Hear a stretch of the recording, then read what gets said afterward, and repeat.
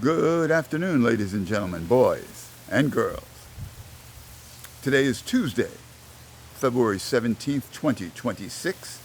This is your inveterate reporter coming to you from a very breezy but very pleasant Central Florida.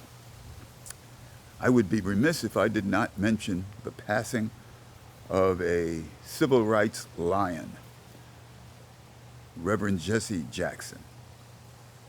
I remember as a young man seeing this tall, good-looking guy with a big afro right next to Reverend Dr. Martin Luther King and wondering, who is this young guy? He's so charismatic. It was him, Jesse Jackson. And I remember when he ran for president. I believe it was 1988, thereabouts. And he shocked everyone because he won a primary. I think it was in Michigan. Keep hope alive. That was his thing. And he was a leader that people looked up to and did a lot for the civil rights movement. Speaking of civil rights, our rights here as Americans, as you well know, and I've been trying to illustrate to us over the last 2 months or 3 months, what President 47 is doing to limit us. Last night, he put his hand on the scale against Colbert.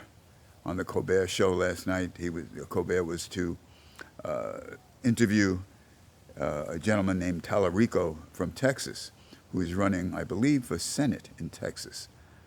Of course, this person is anti-President 47. And lo and behold, Barry Weiss, the head of CBS, the huge Zionist, got word from the White House that this man should be taken off. That is to say, Tallarico should not have the interview. And it was banned. It was censored. Now, I mentioned Barry Weiss being a Zionist. She happens to be Jewish also, but that doesn't mean that she is a Zionist. Jewish people have been great to me personally throughout my life. So those people who helped me were not Zionists. The Zionists are the problem in the world today, particularly in the Middle East, particularly here in our country. They are taking over the media and the airwaves, communication. So be aware of that.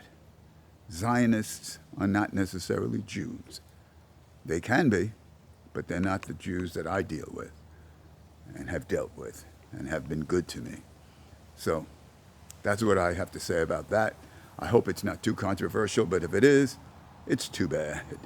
Take care of yourselves. Keep the faith, baby, just as Jesse would have said. Once again, my neighbors are saying, what is he doing? Keep the faith. Okay, we will talk to you demain tomorrow.